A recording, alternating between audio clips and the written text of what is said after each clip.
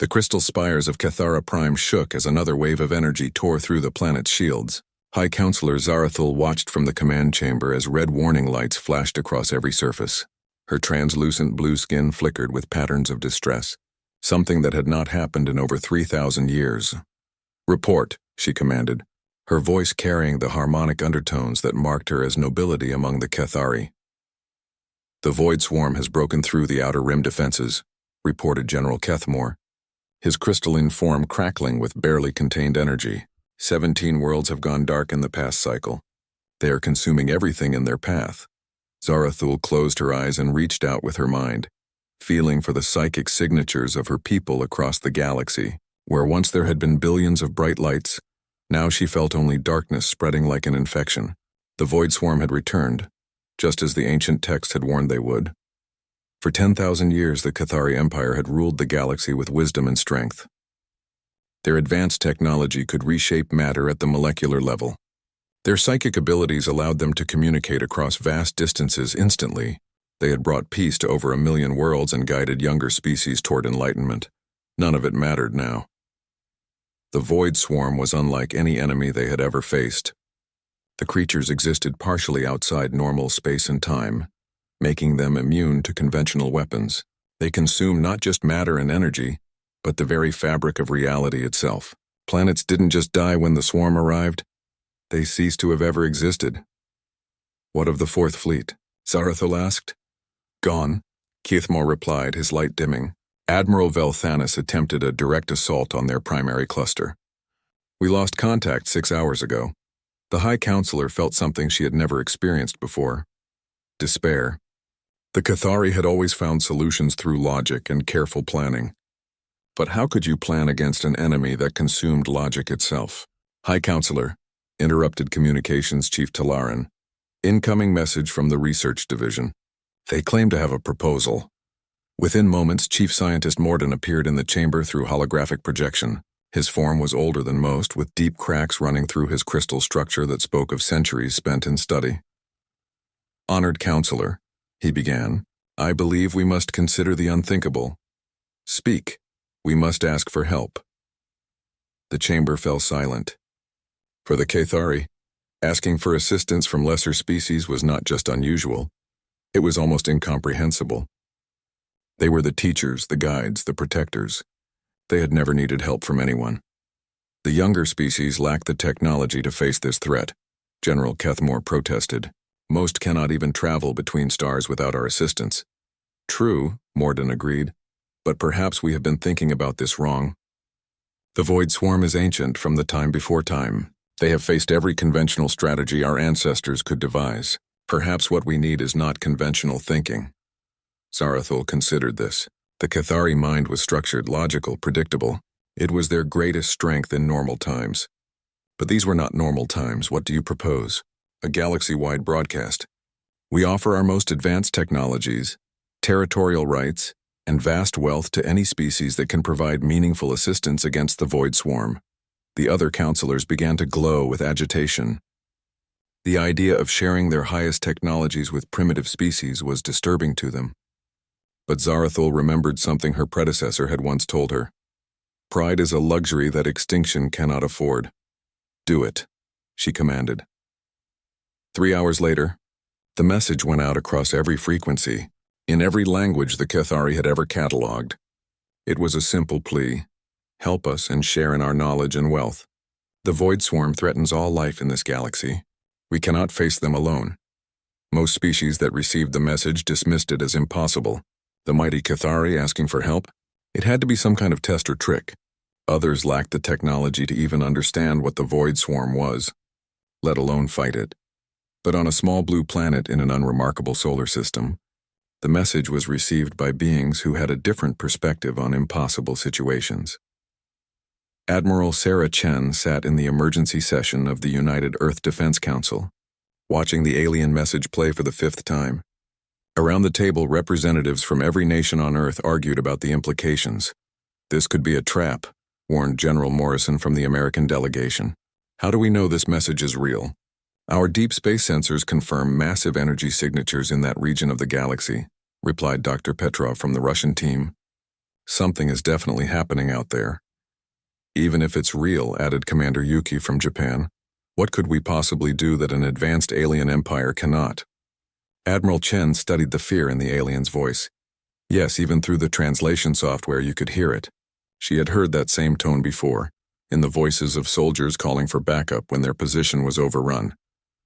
The question isn't what we can do, she said finally. The question is what we should do. Admiral, said President Martinez via secure link from Washington, you're not seriously considering this. I am, sir. These beings are facing extinction. If we ignore this and they fall, how long before this void swarm reaches Earth? The room fell quiet. Everyone understood the logic, but the idea of Earth's small, relatively primitive fleet taking on something that could challenge a galactic empire seemed like madness. Dr. Elizabeth Warren, Earth's leading xenobiologist, spoke up. We've been monitoring galactic communications for decades. The Cathari are not warlike. They're explorers, scientists, teachers. If they're asking for help, the situation is desperate. What are you proposing? Asked General Morrison. We send ships, Admiral Chen said simply. Not because we think we can save them, but because it's the right thing to do. The right thing to do? President Martinez's voice carried disbelief. Admiral, we're talking about risking human lives for aliens we've never met. Admiral Chen thought about her daughter, sleeping safely in her bed back on Earth. She thought about all the children of all the species in the galaxy, who might never grow up if this threat wasn't stopped. Sir, we've spent centuries fighting each other over resources, territory, and ideology. Maybe it's time we fought for something bigger. The debate continued for hours, but in the end the decision was surprisingly simple. 18 nations agreed to contribute ships and personnel to what they called the Galactic Relief Fleet. It wasn't much, 50 ships and 15,000 volunteers, but it was what Earth could spare. As the fleet prepared to depart, Admiral Chen stood on the bridge of the flagship, the EDF Defiant, and looked out at the stars. Somewhere out there, an ancient evil was consuming worlds, and a desperate empire waited for help that might never come. Admiral, her communications officer reported, all ships report ready for jump to hyperspace. Take us out, she ordered. As Earth's fleet disappeared into the void between stars, heading toward a war they might not survive, none of them realized they were about to change the galaxy forever. The cry for help had been heard, and the demons of Earth were coming. The first time Commander Veltar saw human ships in combat, she thought they were malfunctioning. She stood on the bridge of the Cathari dreadnought Crystal Dawn, watching the tactical display with growing confusion. The human vessels had arrived 3 days ago, small and primitive-looking compared to the sleek Cathari designs. Their leader, Admiral Chen, had been polite but direct during the briefing. Now watching them fight, Veltar wondered if she had misunderstood everything about these strange beings. Human vessel Defiant is breaking formation, reported her tactical officer. They are heading directly toward the Void Swarm cluster. Signal them to return to position, Veltar ordered. That approach vector will put them in range of 17 enemy vessels. Ma'am, the communications officer said hesitantly. They respond that they know. On the display, the human ship dove into the heart of the enemy formation like a missile. Void swarm creatures, dark shapes that seemed to bend light around them, swarmed toward the tiny vessel. Veltar expected to watch the humans die bravely but pointlessly. Instead, the Defiant suddenly reversed course and accelerated at angles that should have killed its crew from the force. The pursuing Void Swarm entities crashed into each other in their eagerness to follow. As they untangled themselves, 3 more human ships appeared from different directions, firing weapons that seemed crude but effective. How are they surviving those maneuvers? Veltar asked. Unknown, Commander. Our sensors indicate the humans should be unconscious or dead from the acceleration forces. The human ships continued their chaotic dance through the enemy formation.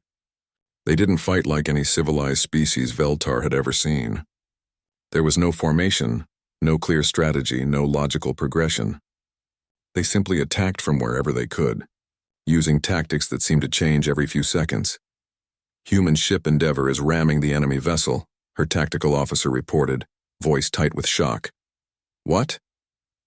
Veltar spun to look at the display. Sure enough, one of the human ships had deliberately collided with a void swarm creature twice its size. Both vessels erupted in flames. Are we reading survivors? Yes, ma'am. Emergency pods are launching from the collision site. But they're not heading for safety. They're landing on other enemy ships.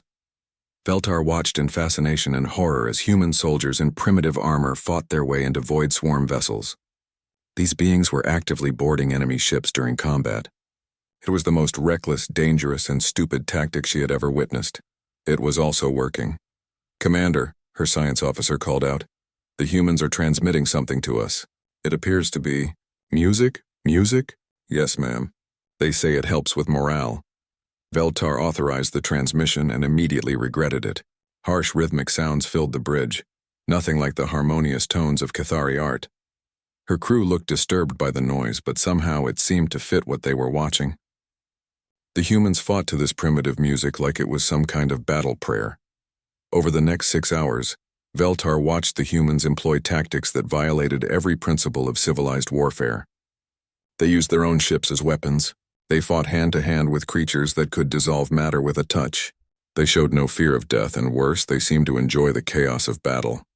When the engagement finally ended, the void swarm had been driven back for the first time in months. The cost had been terrible. 4 human ships destroyed, over 2,000 human casualties. But they had saved the Cathari colony world of Meridia Prime. Admiral Chen requested permission to come aboard the Crystal Dawn for the post-battle conference. Veltar agreed, curious to meet these savage warriors face to face. The human leader who materialized in the transport chamber was not what she expected. Admiral Chen was a small female, barely reaching Veltar's shoulder with graying hair and tired eyes. She looked more like a Cathari scientist than a warrior. "Commander Veltar," Admiral Chen said, offering the strange human gesture of extending her hand. "Thank you for coordinating with our fleet. Your targeting data was invaluable." Veltar carefully took the offered hand, noting how warm and soft human skin was compared to her own crystalline structure.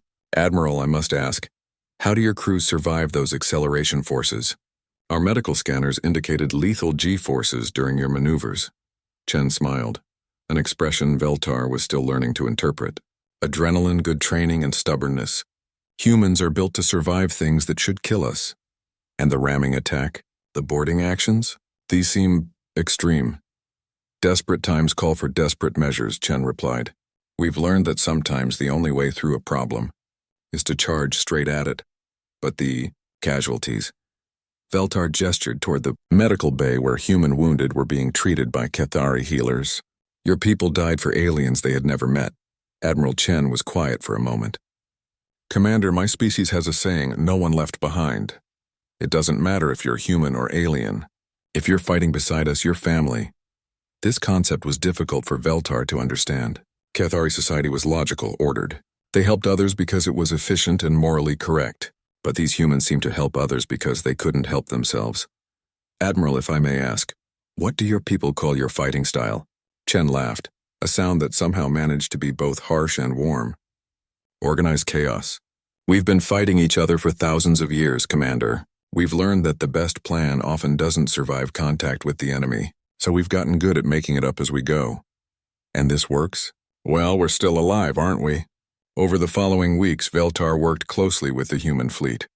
She watched them turn cargo ships into missile boats, use mining equipment as weapons, and somehow maintain morale even while suffering terrible losses.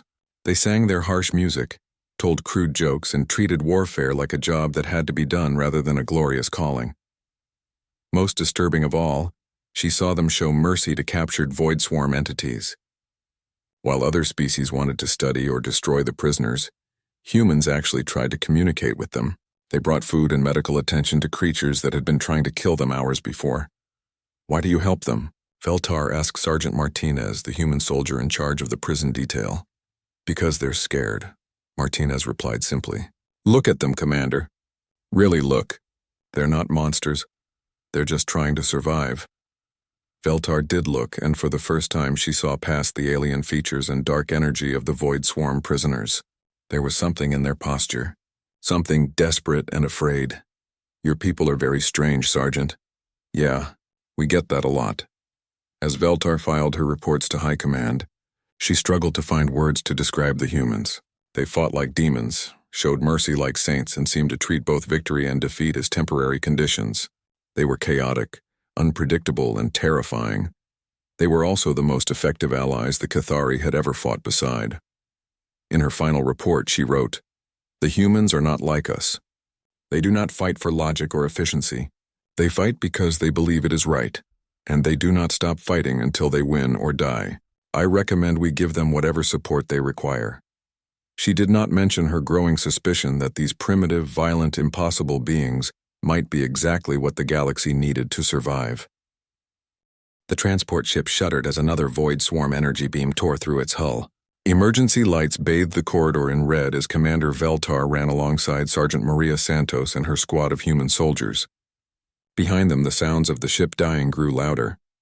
"This way," Santos shouted, her weapon firing at shadows that moved wrong in the darkness.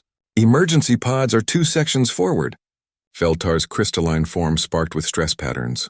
3 hours ago, she had been aboard the flagship Crystal Dawn, coordinating the evacuation of Theta Colony. Now she was trapped on a damaged transport with 5 humans, running from creatures that shouldn't exist. The mission had been simple: rescue the Cathari civilians from the doomed colony world. But the Void Swarm had arrived earlier than expected, and everything had gone wrong. The transport had taken heavy damage during launch, and now they were crash-landing on the planet's surface with hostiles closing in from all sides. "There," Private Williams pointed to an airlock. "Emergency pod bay." They reached the pod bay just as the transport hit atmosphere. The impact threw everyone against the walls, but the humans recovered first, pulling Veltar to her feet with casual strength. "Pod's damaged," Santos reported after a quick check. "We can launch, but we're going down hard." "Better than staying here," said Corporal Jensen, watching the corridor they had come from. Dark shapes were moving in the smoke. The emergency pod launched just as Void Swarm creatures broke into the bay. Veltar watched through the small viewport as they fell toward the planet's surface, pursued by entities that flew without wings and moved without sound. They crashed in a forest 20 kilometers from the colony. The pod split open on impact, and Veltar found herself lying in alien soil. Her crystalline structure cracked in several places. Around her, the humans were already moving, checking weapons and equipment despite injuries that should have been disabling. "Status report," Santos ordered. "Left arm's broken," Williams said, holding his rifle one-handed. "Still functional." "Concussion," Jensen reported, blood running down his face. "Vision's a bit blurry, but I can shoot." "Minor cuts," said Specialist Chen, already working on a portable scanner. "But Commander Veltar has serious structural damage." Veltar tried to stand and nearly fell. Her left leg had a crack running from hip to ankle, a potentially fatal injury for her species. "I cannot travel at normal speed," she admitted. Santos knelt beside her, and Veltar was surprised to see genuine concern in the human's eyes. "We're not leaving you behind, Commander. Chen, can you jury-rig a support brace? Give me 10 minutes. "We don't have 10 minutes, Williams said, pointing toward the sky. Dark shapes were circling overhead searching for survivors. "Then we make 10 minutes, Santos replied calmly. She turned to Jensen. "Set up a perimeter. Williams, find us some cover. We hold here until Chen can patch up the commander." Veltar watched in amazement as the humans immediately followed orders that made no logical sense. They were outnumbered, outgunned, and surrounded. The rational choice was to leave her behind and try to reach safety. Instead, they were risking their lives for someone they had known for less than a day. "Why?" she asked Santos while Chen worked on her leg brace. "Why what? Why risk your lives for me? I am not human. I'm not even truly alive by your standards. My people are crystalline constructs grown rather than born." Santos looked at her with an expression Veltar couldn't interpret. "Commander, you're fighting beside us. That makes you family, and we don't abandon family. But logic doesn't keep you warm at night," Santos interrupted. "Trust me, we've tried." Chen finished the brace just as the first Void Swarm scouts found them. What followed was the most terrifying and educational experience of Veltar's long life. The humans fought like no species she had ever observed. They used the forest itself as a weapon, turning trees into traps and undergrowth into cover. When Jensen's rifle jammed, he threw rocks with deadly accuracy. When Williams ran out of ammunition, he charged a Void Swarm creature with nothing but a combat knife. But what struck Veltar most was how they fought as a unit. They seemed to know what each other was thinking, moving in coordination that required no verbal communication. When Santos was pinned down by enemy fire, Chen appeared behind the attackers without being asked. When Williams was overwhelmed, Jensen was already moving to help. How do you coordinate so perfectly? Veltar asked during a brief lull in the fighting. Practice, Santos replied, reloading her weapon. And trust. We know each other, know how each other thinks. But you have no psychic abilities. No mental link. Don't need one. We've been through hell together. That's better than any psychic connection. The battle continued for hours as they moved toward the colony. The humans alternated between tactics so quickly that Veltar had trouble following. One moment they were sneaking through the underbrush like ghosts. The next they were charging enemy positions with wild battle cries. Are all humans so unpredictable? She asked Chen during another pause. Pretty much, Chen replied, working on a damaged sensor. We call it adaptation. The universe keeps throwing problems at us, so we keep finding new solutions. And when you run out of solutions, we make new ones up. As they neared the colony, the situation grew desperate. Hundreds of Void Swarm entities surrounded the evacuation site, and Cathari ships were fighting a losing battle in orbit. Santos gathered her squad for what Veltar realized was probably their final attack. Okay, people, Santos said quietly. Colony's got maybe 1,000 civilians still waiting for evac. Void Swarm's got the landing field locked down tight. What's the plan, Sarge? Williams asked. We go loud. Make enough noise to draw them off the evacuation ships. Jensen nodded grimly. Suicide run? Probably. Veltar watched the humans accept this death sentence with calm resignation. No fear, no protest, just quiet determination to do what needed to be done. Wait, she said. There is another way.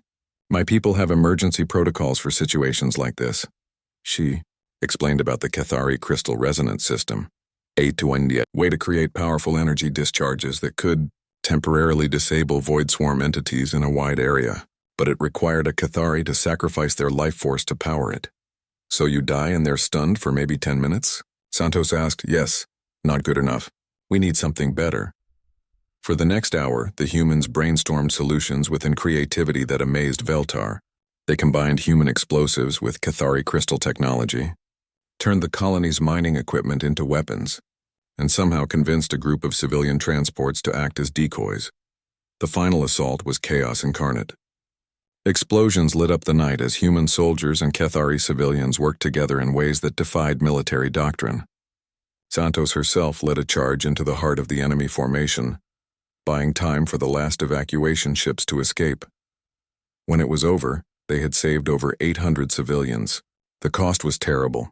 Williams was dead, Jensen was badly wounded, and Santos herself was barely conscious. But they had done the impossible. As Veltar sat in the medical bay of the rescue ship, watching human medics work to save Santos's life, she finally understood what made these beings so dangerous and so valuable. They didn't fight for logic or efficiency or even survival. They fought for each other. Will she live? Veltar asked the medic. Probably, the medic replied. Humans are tough to kill. And if she doesn't? The medic looked at her with an expression of absolute certainty. Then we'll find a way to bring her back. That's what we do. Veltar believed him. Dr. James Chen stared at the Void Swarm entity suspended in the containment field, his mind racing with possibilities and his stomach churning with fear. The creature was roughly humanoid but seemed to exist in more dimensions than human eyes could properly process. Looking at it too long made reality feel unstable. You're insane, High Counselor Zarathul said from behind him.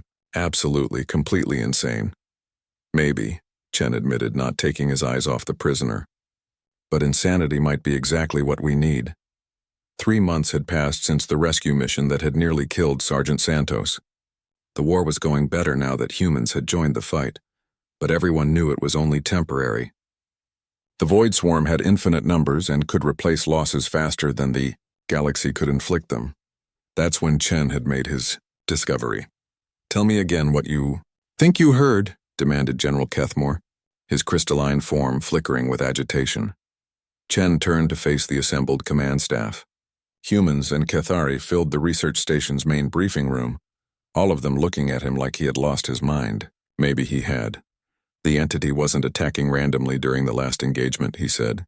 It was trying to communicate. The energy patterns we interpreted as weapons fire were actually attempts at language. Language? Zarathul's harmonic voice carried disbelief. These creatures have devoured entire civilizations. They are death incarnate. No, Chen said firmly. They're refugees. The room erupted in arguments. Cathari voices created a symphony of outrage while human officers shouted over each other in half a dozen languages. Only Admiral Chen remained silent, studying her son with the expression she wore when solving impossible problems. "Explain," she said finally. And the room fell quiet. Dr. Chen activated the holographic display, showing energy pattern analysis from dozens of battles. "Look at the data objectively. Yes, they consume matter and energy, but they don't consume everything. They leave behind specific patterns, specific structures. It's not random destruction, it's controlled feeding." "Controlled?" Veltar spoke up from her position near the humans. Her leg brace still clicked when she walked, a reminder of their shared battle. "They destroyed 17 worlds. 17 dead worlds," Chen corrected. "But they could have destroyed 1,700. The energy expenditure to consume a planet completely is enormous. They're only taking what they absolutely need." He pulled up another display, this one showing deep space sensor readings. "And they're not spreading randomly. They're following specific energy signatures, moving in patterns that suggest they're looking for something." "Looking for what?" Admiral Chen asked. "Home." Dr. Chen activated the final display, showing energy analysis from the captured entity. "I've been studying our prisoner for weeks. The energy patterns aren't random. They're structured, mathematical, almost musical. I think they're trying to tell us where they came from." "This is madness," General Kethamore declared. "Even if you're correct, these beings have killed billions. They cannot be forgiven." "I'm not asking for forgiveness," Chen replied. "I'm asking for understanding. Because if I'm right, this war doesn't have to end in genocide." The debate continued for hours, but eventually, Chen was given permission to attempt communication with the prisoner. The conditions were strict: maximum security, limited personnel, and automatic termination if the entity showed any signs of hostility. Chen's team consisted of himself, 3 volunteer linguists, and Sergeant Santos, who had insisted on providing security despite her ongoing recovery. "You sure about this, Doc?" Santos asked as they prepared the communication array. "Because if this thing tries to eat your brain, I'm going to be really upset." "I'm sure," Chen lied. He wasn't sure of anything anymore. The communication attempt nearly killed him. The Void Swarm entity's language wasn't sound or light or energy. It was pure concept, transmitted directly into the listener's mind. Chen felt his consciousness stretching as alien thoughts flooded his brain, carrying ideas and emotions from something so far beyond human experience that his mind almost shattered, trying to process it. Pain. Endless, aching pain of loss. The memory of home. Not a place, but a state of being, a universe where they had existed in harmony with reality itself. The horror of watching that universe die. Entropy consuming everything they had ever known or loved. The desperate flight through dimensions that weren't meant to hold them. Arriving in a strange reality, where they could only exist by consuming the energy that sustained local life. The anguish of knowing that their survival meant death for others, but being unable to find any alternative. Chen collapsed, blood running from his nose and ears. But he had heard them. He had understood. "They're dying," he whispered to Santos as she helped him to his feet. "Their universe ended. They're not invaders. They're refugees with nowhere else to go." The revelation split the Galactic Alliance down the middle. Many species, led by the Cathari military, wanted to continue the war of extermination.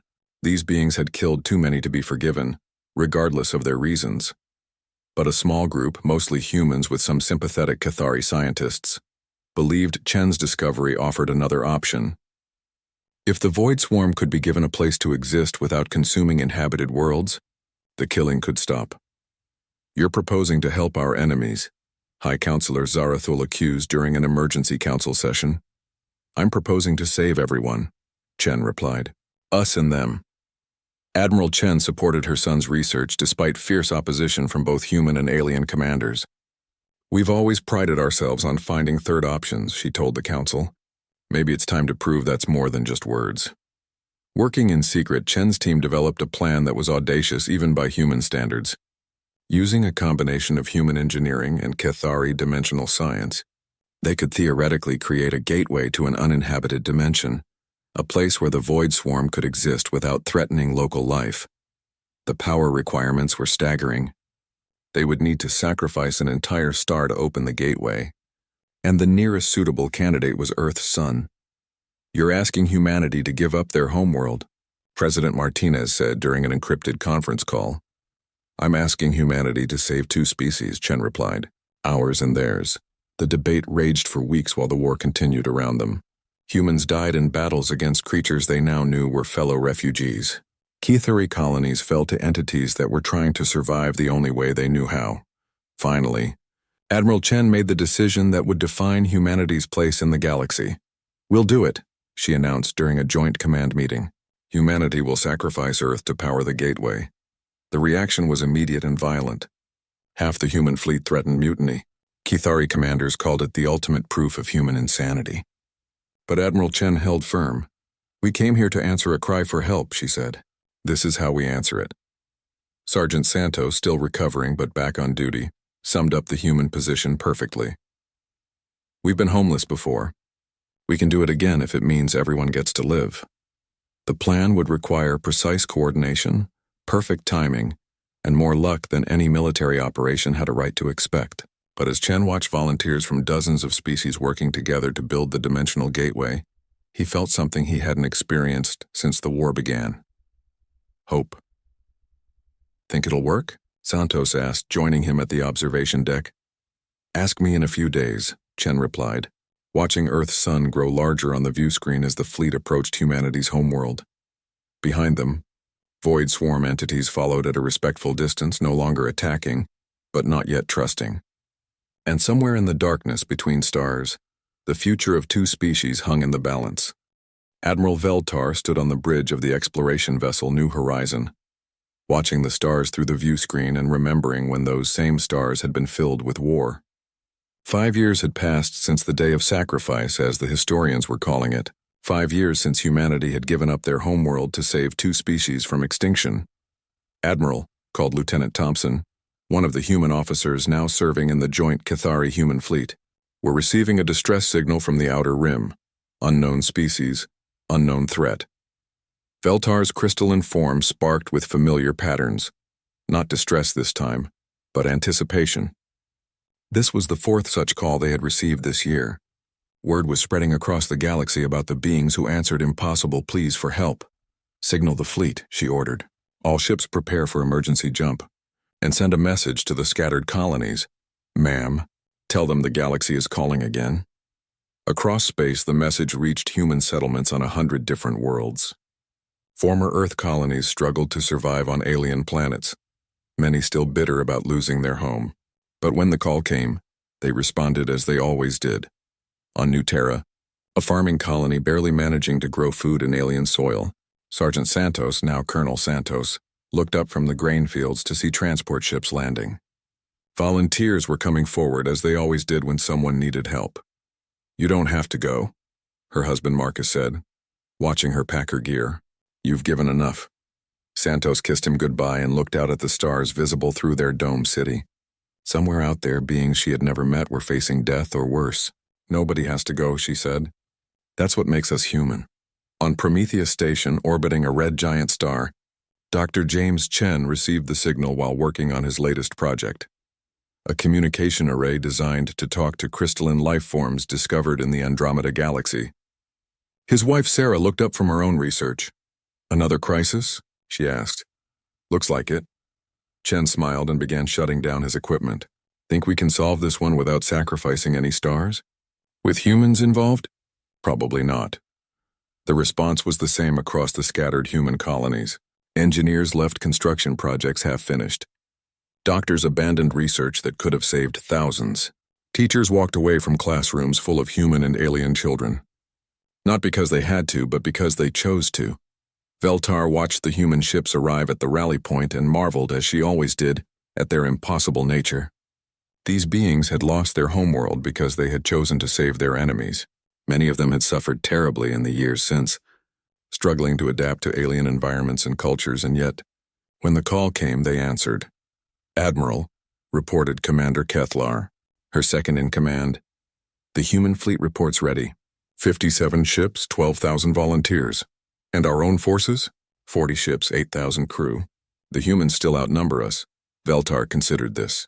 The Cathari had rebuilt their fleet using their most advanced technology.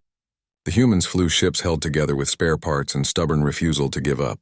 Yet somehow they always managed to match or exceed Cathari capabilities. "Signal Admiral Chen," she ordered. "Request permission to join the human fleet for this mission." The face that appeared on her view screen was older now, marked by years of responsibility and loss. Admiral Sarah Chen had led humanity through the exodus from Earth and the difficult years that followed. She had become something of a legend, not just among humans but throughout the galaxy. "Veltar," Chen said with a smile that managed to be both warm and tired. "Ready for another impossible mission?" "Always, Admiral." "What are we facing this time?" "Something called the Silent Death. It's consuming entire star systems, but not like the Void Swarm. This time, everything just stops. No energy, no motion, no life. Just silence." Veltar felt her crystalline structure flicker with concern. "Any theories?" "A few. Chen thinks it might be a leftover weapon from some ancient war. Santos thinks it's another refugee species that doesn't know how to ask for help. Personally, I think it's just Tuesday." Despite everything, Veltar found herself laughing. The human ability to find humor in the face of annihilation never ceased to amaze her. "Orders, Admiral?" "Same as always. We go, we investigate, we try to save everyone. And if we can't save everyone, we save who we can." The joint fleet jumped into hyperspace, heading toward reports of entire civilizations simply ceasing to exist. During the journey, Veltar walked through the ship and observed something that had become routine over the past 5 years. Humans and Cathari worked side by side, sharing knowledge and techniques that had once been classified secrets. A human engineer taught a Cathari technician how to repair sensors using salvaged parts. A Cathari scientist helped a human doctor understand alien physiology. Species that had once barely known each other existed, now trusted each other with their lives. In the recreation area, she found what had become known as the Evening Circle, a gathering where beings from different species shared stories, food, and music. Tonight, a group of young humans were teaching Cathari children how to play something called poker, while a Cathari elder told tales of the old empire to fascinated human teenagers. "Beautiful, isn't it?" Admiral Chen said, joining Veltar at the observation window. "How do you do it?" Veltar asked. "Your people lost everything because they chose to help strangers. Many of them live in poverty now, struggling just to survive. Yet when we call, they come." Chen was quiet for a moment, watching the mixed groups of humans and aliens. "We learned something a long time ago," she said finally. "Home isn't a place. It's the people you choose to protect. Even when those people are aliens, especially then. The universe is a big scary place, Veltar. It's full of things that want to kill us, consume us, or worse. But it's also full of people worth saving. That makes it worth fighting for." When they reached the edge of the silent zone, they found devastation beyond imagination. Entire solar systems floated dead in space, their stars extinguished, their planets cold and lifeless. No energy signatures, no radiation, no signs that life had ever existed there. "It's like someone turned off the universe," Lieutenant Thompson reported. "Not turned off," Dr. Chen corrected from the science station. "Drained. Something is absorbing all forms of energy, including the fundamental forces that hold matter together." The investigation took 3 days and nearly cost them everything. Twice. Ships strayed too close to the silent zone and had to be rescued before their crews were consumed by the spreading emptiness. But gradually they pieced together the truth. The Silent Death wasn't a weapon or a species, it was a mistake. An automated system left behind by a civilization that had transcended physical existence, designed to clean up after them by converting matter back to pure energy. But the system had malfunctioned, and instead of stopping after its creators left, it continued to spread, consuming everything in its path. "Can we shut it down?" Admiral Chen asked. "Yes," Dr. Chen replied. "But someone will have to get close enough to the central node to input the shutdown codes. The energy drain will kill anyone who tries." "I'll go," Santos volunteered immediately. "No," said a Cathari engineer named Telvar. "My people are more resistant to energy drain. I should go." "Actually," said a voice from the back of the room, "I think we're approaching this wrong." Everyone turned to see Ensign Williams, the son of the soldier who had died saving Theta Colony. He was young, barely out of training, and he looked terrified. But he had something to say. "What if we don't try to fight it? What if we try to talk to it?" The room fell silent. Then Admiral Chen began to smile. Explain, Ensign. Well, ma'am, if it's an automated system, it has to have some kind of intelligence. Maybe we can convince it that its job is done. It was the most ridiculous, impossible, purely human solution imaginable. It was also exactly what they needed. Dr. Chen spent the next 6 hours modifying their communication systems to broadcast in pure mathematics, the only language an automated system would understand. The message was simple. Mission complete. Stand down. It worked. The silent zone stopped expanding. The dead stars began to flicker back to life, and the universe continued to exist for another day. As the joint fleet prepared to return home, Veltar found herself on the observation deck again, watching the stars return to normal patterns. Admiral Chen joined her, as she always did after a successful mission. Another day saved, Chen said. Another impossible problem solved by impossible people, Veltar replied. Is that what we are now? Veltar thought about the question seriously. 5 years ago, the galaxy had cried out for help and received demons in response. Savage, chaotic beings who fought without logic and showed mercy without reason. Now those same demons had become something else entirely. No, she said finally. You're not demons anymore. You're not angels either. You're just human. And somehow that's exactly what the universe needs. In the distance, new distress signals were already being detected. Somewhere in the galaxy, beings they had never met were facing problems they couldn't solve alone. Soon the call would go out again, carried to human colonies struggling on alien worlds. And the humans would answer, as they always did, not because they had to, but because they chose to.